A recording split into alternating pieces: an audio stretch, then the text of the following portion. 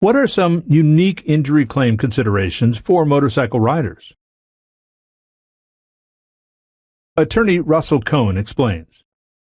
Motorcycle riders usually sustain very severe injuries from accidents with automobiles, including broken bones, road rash, scrapes, and lacerations. Unfortunately, there are no seatbelts on motorcycles, and riders tend to go down during collisions. We recently handled a case wherein a truck with a camper shell turned left in front of the motorcycle and violated its right-of-way. The motorcyclist slammed on his brakes and collided with the side of the truck before being thrown from the motorcycle through the camper shell window.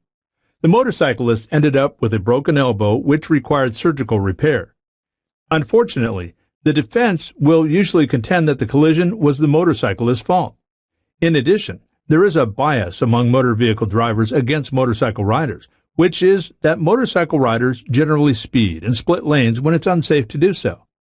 Vehicle drivers are very scared about motorcycles because they're so easy to miss. Within the last couple of years, California legislature passed a law allowing for lane splitting by motorcycles. Of course, it has to be done in a safe manner. Vehicle drivers should be cautious and always check their rearview mirrors before trying to change lanes or even move over within the lane.